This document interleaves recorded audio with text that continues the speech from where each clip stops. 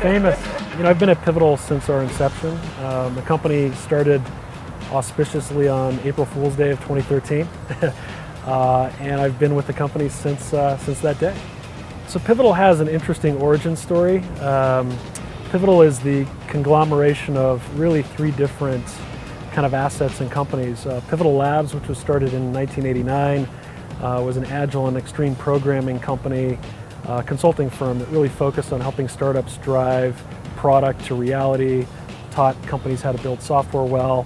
A company called VMware, a very large company, 80% owned by a company called EMC, which is now part of Dell, contributed some assets to Pivotal.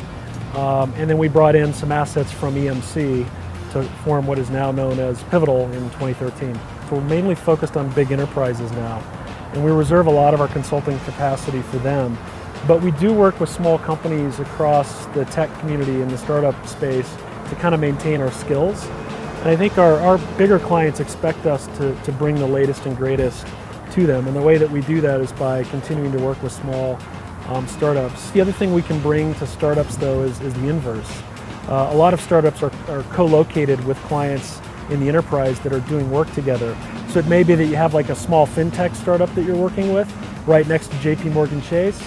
Networking effect happens. Next thing you know, you've introduced a potential investor or route to market to a startup, and the inverse is true. These enterprises are always looking for innovative ideas, partners, acquisitions, and things of that nature. So we're not an incubator, but just by putting people in the same space together, sometimes magic occurs. The reason we like Boulder is because there's a huge density of talent. It's a great place to live.